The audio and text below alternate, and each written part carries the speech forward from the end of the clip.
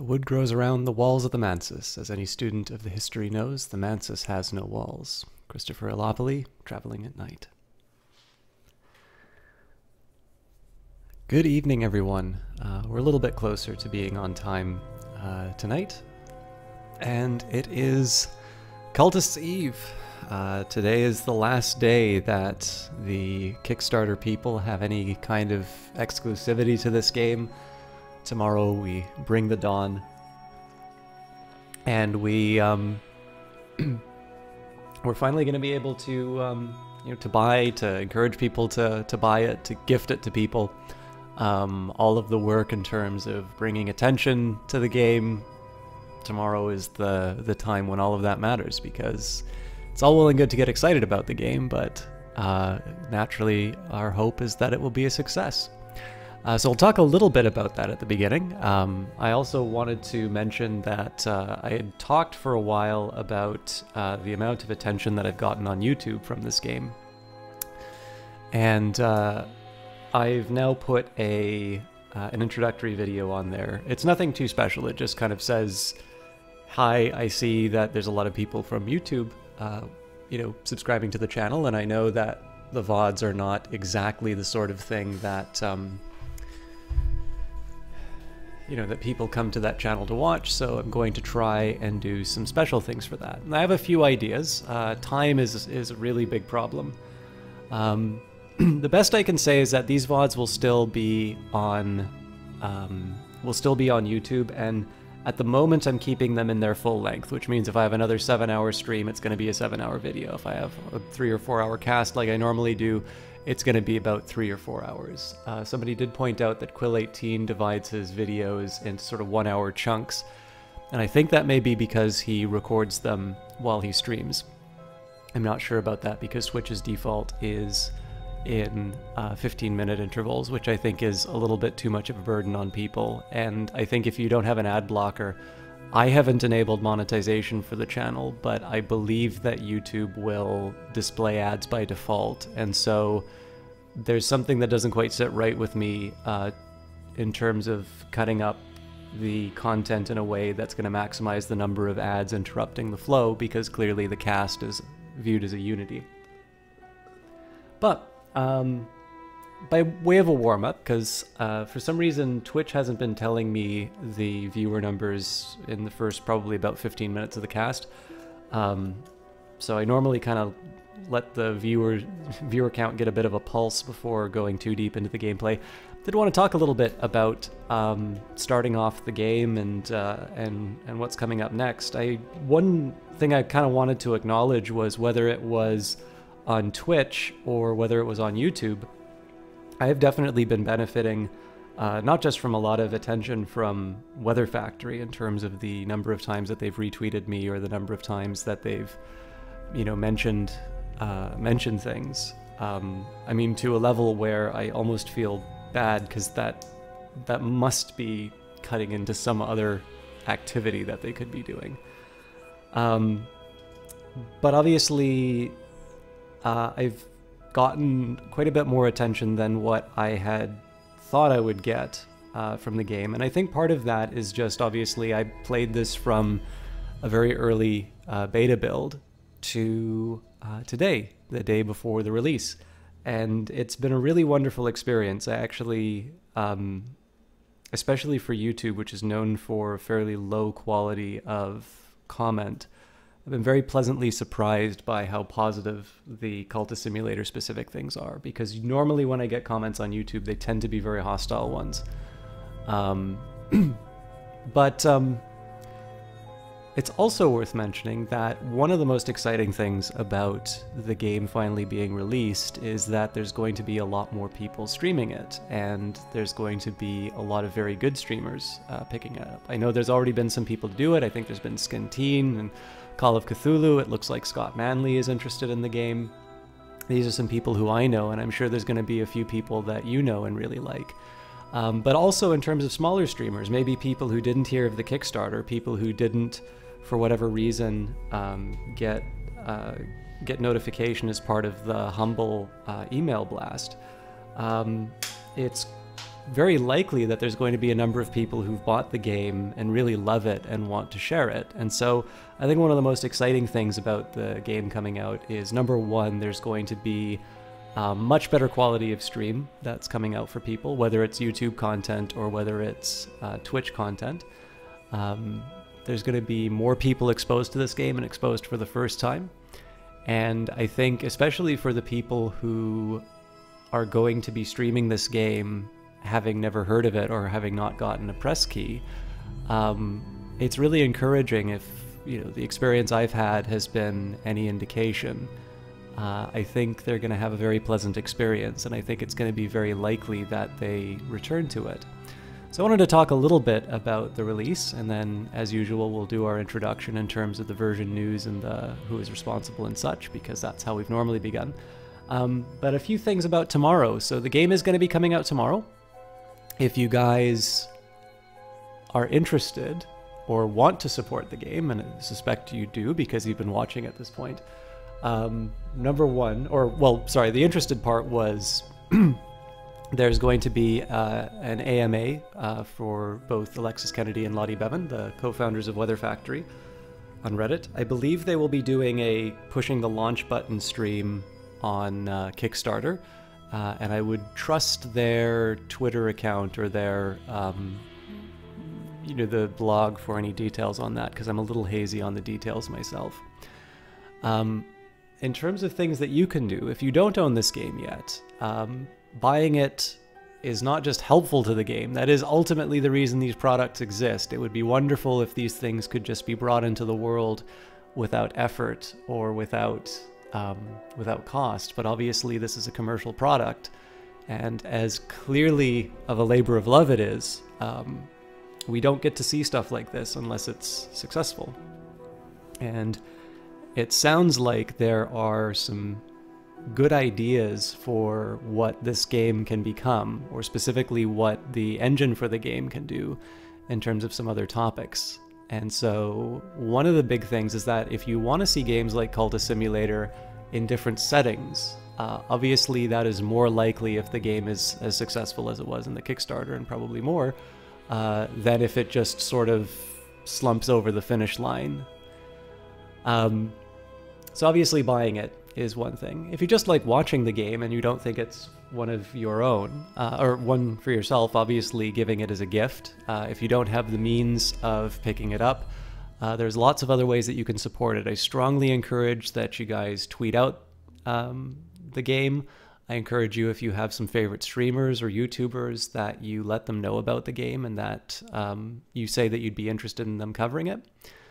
And one final thing is that I do encourage you guys to, and I'm sure you will already, but I do encourage you guys to stop by some other people who are streaming the game, and especially smaller streamers or ones who are, who might be on the fence on it, because I can definitely say the attention that I've gotten from Cultist Simulator and the positivity that's been associated with it has been a really big it's been a really big factor in terms of covering it the amount that I have. I like this game a lot, and I would be playing it, but I would probably be playing it privately a little bit more often, and I would probably be doing, a little more Nowhere Profit, or a little more, a little more BattleTech or something like that. And it is very much it is very much a function of the feedback and the attention that this game has gotten, that I felt like the best call has been to dedicate a day to it. So just keep in mind that discoverability is a problem. There's always going to be more people who have not heard of Cultist Simulator than have heard of it. I should hope that we get to a point where that doesn't happen, or where that's no longer true. But there's a lot of people in the world. So if you encourage more streamers to cover it, if you give support to streamers who are covering it, even if you just lurk in their channel to see what's going on, these are ways that you can push the needle a little bit in terms of getting people support. And I know that if you guys are as kind and as respectful as you've been in my channel, then I think those casters are going to feel a very positive pressure to continue on with the game. One last thing, another big reason to make a joyful noise on launch day. It's not just that. It's not just the fact that it's a good. It's not just the fact that I really like this game and that I want to see it do well. But there's 1 week starting tomorrow where the game will be available in the Perpetual Edition, which is the one that I own and Kickstarter backers own. So the important thing is that imagine you have a friend who would really enjoy this game, and you only let them know about it 8 days after release, and so they didn't even have the opportunity to buy the game when they can get all the DLC for free or bundled in with that. The maximum amount of happiness with this product will be achieved if all the people who are interested in the game buy it in that first week. And definitely everybody has a role to play in that. Whether you've wishlisted it or you wishlist it now, whether you buy it, whether you retweet, whether you participate in the AMA, whether you encourage your favorite streamer to do it, there's lots of different ways to draw attention to this game. And I encourage you to do all of them because, like I said, it's not just that I want to see this game do well, but for, the simple fact that it would be nice if more people had games that they enjoyed. If people who would enjoy this game don't hear about it in the first week, it means that they need to pay more for the experience that you and I can get starting tomorrow. So with that in mind, quick little bit of version news. Welcome to Cultist Simulator. This is a complete game, but also a living game. Follow us at weatherfactory.biz and at weatherfactory on Twitter to learn about upcoming updates. Thank you, Lottie and Alexis. So lots of changes inside of here. This is a very beautiful and very great sounding game in the final version. I will go through who is responsible because there are a couple of little updates here. The responsibilities are design, writing, and coding, Alexis Kennedy of Fallen London, Machine Cares, Sunless Sea, Submariner to a certain extent, fame, Lottie Bevan on production, marketing, and business. Also of Sunless Seas, Submariner, and Sunless Skies fame, and of course, now Cultist Simulator. UI design and coding is Martin Nerukar, creator of the really fun Nowhere Profit, and I think you guys are going to be seeing a little bit more of that coming up in the coming months. Also a fun guy to follow on Twitter. Art is by Catherine Unger, Clockwork Cuckoo, Lottie Bevan, and if you follow Lottie's Twitter, you'll actually see there's a lot of very memorable icons that she's contributed to this game. It's not just, a little bit of helping in there. There's been a lot to see. It's been a pleasure. And Sarah Gordon, who also I've been following on Twitter. Music, Mary Beth Solomon, Brent Barkman, Mickey Erb for Mickey Mar Productions Limited. I believe that is a Canadian outfit.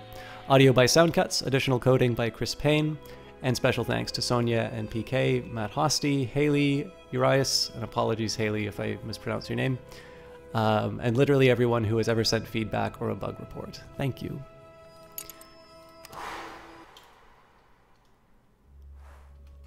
Where were we? So, we continue the story of Constantine M., the bright young thing.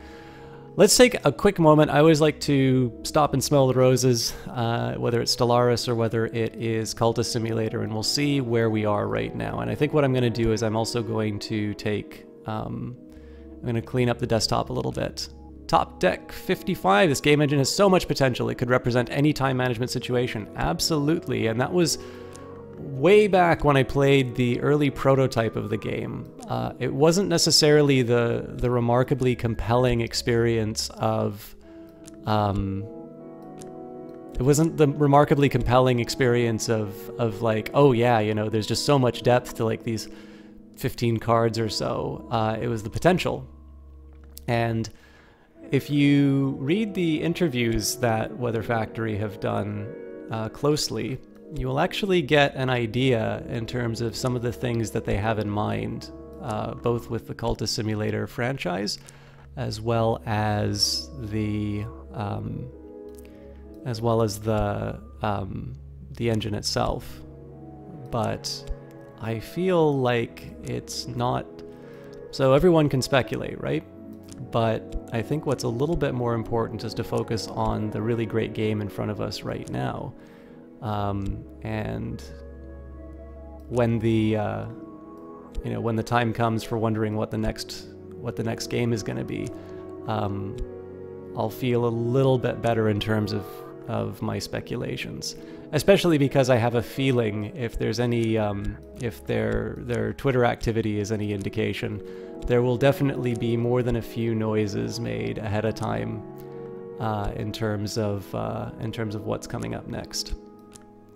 And Johnny Big Time, it is great to see you as always. I know I promised you that Cultist Simulator looks very beautiful and interesting now, and I will show you exactly what I meant by that, because I know the game looks very familiar at the moment. And who do we have here as well? Oh, finally catching one of the Cultist Simulator streams live for the first time. Just want to say hello and tell you that I really appreciate that. That's I've learned not to like call out streamers, or sorry, not streamers, but people when they visit. But I am always delighted when people stop by and say, "Hey, I saw some stupid tweet that you wrote and followed it. I followed you because of that," or "I've enjoyed your YouTube stuff." I hope you find the live experience a little bit more, I don't know, a little bit more lively or enjoyable. Obviously, I'm sort of filibustering at the start here. But it has been, as I said a little bit at the beginning, it's been a delight to have the engagement that I've gotten on YouTube. And it's, as that video that I made earlier said, it has definitely motivated me to put more attention into creating some YouTube-specific content. So it means a lot that you took the time to say hello. If you don't want to participate in chat, I completely understand that, but I always really appreciate it when people let me know where they're coming from, because I don't know, it's I like, especially because of my day-to-day work, like I'm lost without data, so to get word from people about what they like or why they're here, that's really big, so thank you. I'll also take a minute. I'm sure a lot of you guys already know Johnny Big Time from my shoutouts of him. One of the nice side effects of the small facelift I'll be giving to the YouTube channel is you're going to be able to see that special trailer I made of him for XCOM. That'll be a little bit easier to access. But I should also let you know that Johnny Big Time is going to be spending a little bit of time on YouTube himself. I'm not quite sure exactly when the big day is going to come up, but we've been talking a bit about it, and I'm very excited at the prospect of him doing a little bit more of that kind of content, because Johnny is an absolutely fantastic streamer. He's somebody I have always enjoyed watching, and he's somebody who has just got a level of talent that I always feel like I undervalue someone when I say that, they're natural or they're born with it or something like that. I suspect the reality is that Johnny's ability to sort of carry or to captivate an audience and to always just have the right thing to say, I suspect that is a function of some very hard work that he has done, and it is a testament to his talent that he makes it look so easy. But I definitely do want to say that I highly encourage you to follow him. Even if you don't watch Twitch, it's always nice to have him on the follow list in case you change your mind. And I'm sure he will announce whenever he has any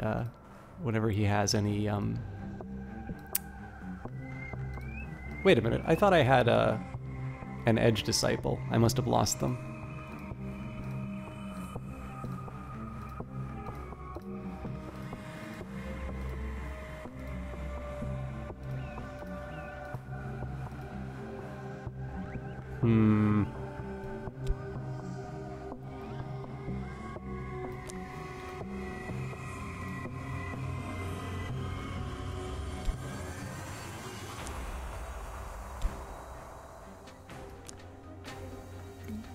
Move that over. All right. So we're imposing a little bit of order on here. Oh, achievement unlocked. Order of the Bloody Cup. All right, I know you guys are getting a little antsy with the... sorry, I've got Silver Nightwing. Hey, Chalk, I'm on the brink of sleep, so you'll most be lurking, but wanted to say hi and see how you're getting on with the game. No progress yet, but that's just because I've been messing around with the... I like the fact that the cards are less temperamental in terms of dropping stuff on them. That's a good change.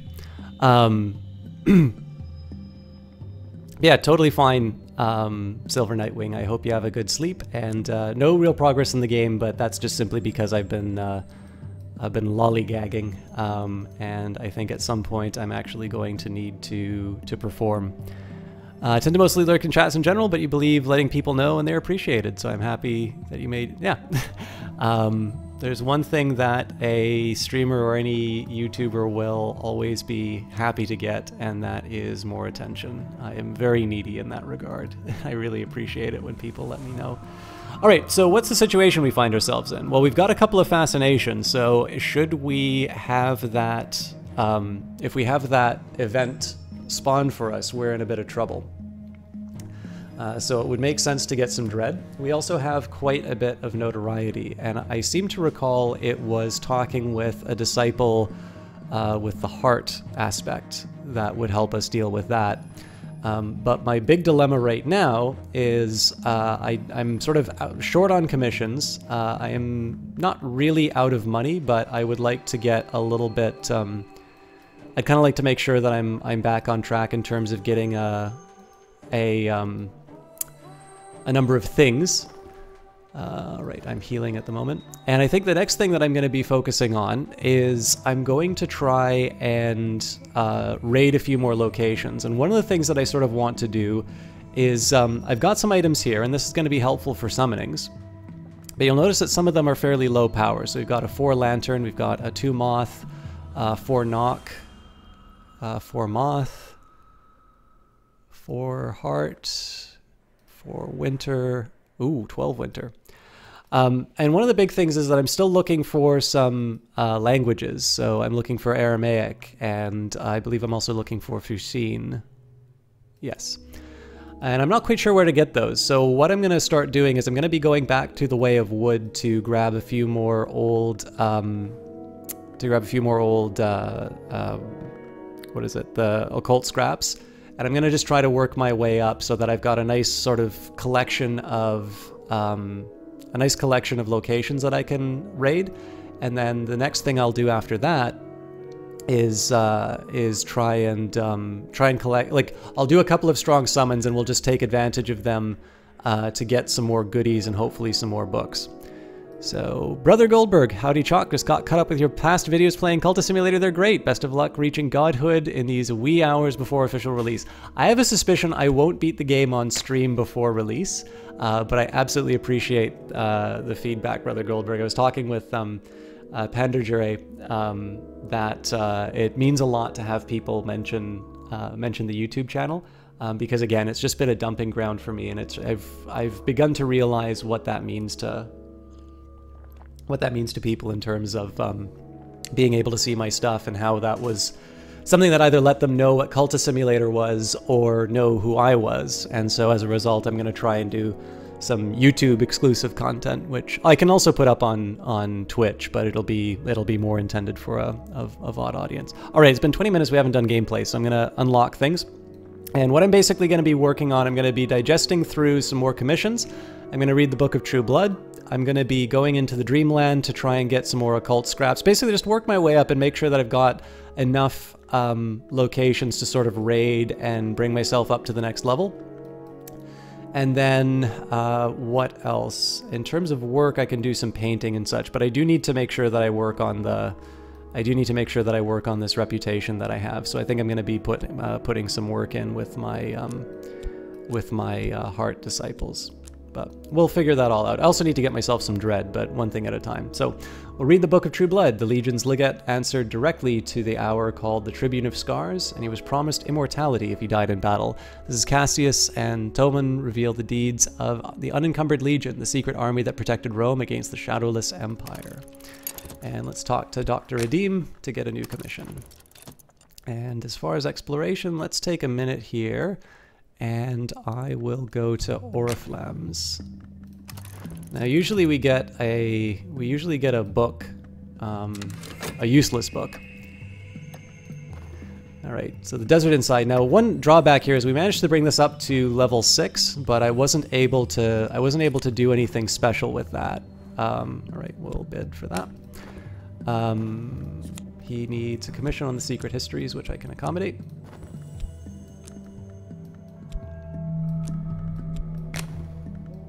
I am, Poppy says with a girlish giggle, curious about, oh, you know, the arts of blood and ice. It's silly, but allow an old woman her whims. Will you help me?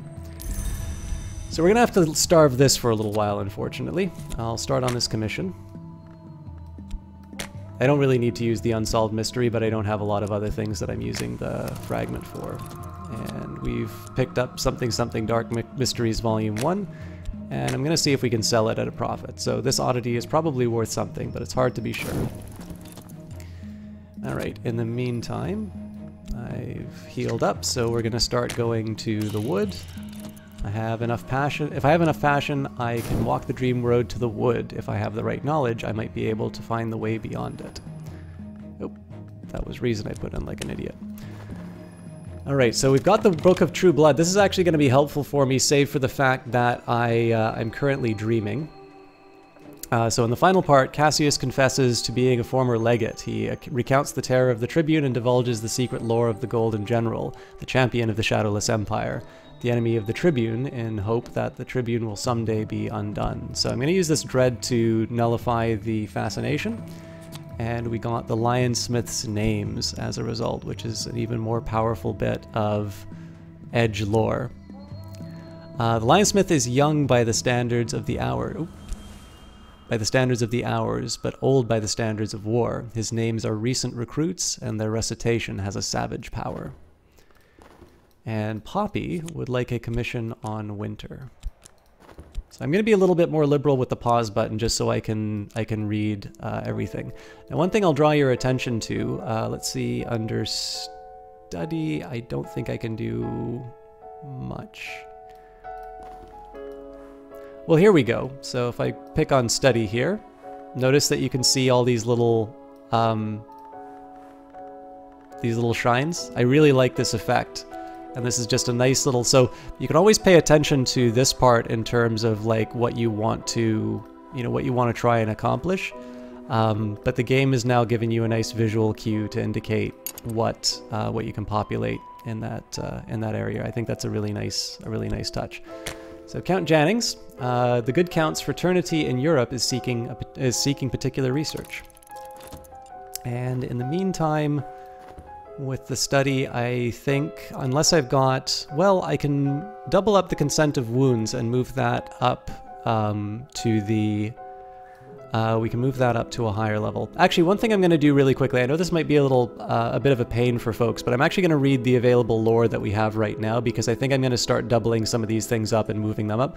I'm not sure that there's an advantage to having things at a lower level at this point. I can see maybe keeping them at this level so I can combine them to higher ones, but I think in terms of just using lore, it's okay to move it up. So the first, the Knife's Secret. When our ancestors forged swords, taught the art of martial movement, spoke curses on the eve of battle, all of these things shared certain patterns. We can use this with in a rite with a corpse with winter power, and the corpse will rise. An operation of the Labite, a series of mystic exercises that require both dedication and terror. Use this in a rite with a corpse and winter power, and the corpse will rise. And we just read the Lionsmith's names. In terms of the secret histories, we've got the Forgotten Chronicle, a story of a city without a gate, of a queen who was not born, of a war which was not fought, and the Forbidden Epic. Hello, Ben Skull TW. What's this? Are you thinking of specifically Cultist Simulator, or are you thinking of the wonderful new shinies that we have on our lore? So the Forgotten Queen was not born, of a war which was not fought, and the Forbidden Epic, because we've tied up our other lore, although we should be able to see it. The attention of the hours is drawn to the bloodiest wars. Afterwards, the histories are braided like hair. And then we are currently studying the Unresolved Ambiguity. And the Mansis, the hours strive one against each other. As the struggles are resolved, they iron out the impossible, exalt the possible, tie the fraying braids of what has been, in one golden ribbon of future. Everything is resolved. History becomes the past. There are, however, exceptions. The Grail, which is the current aspect... Oh, what's this in general? So this is Cultist Simulator. This is a game which is coming out tomorrow by Weather Factory.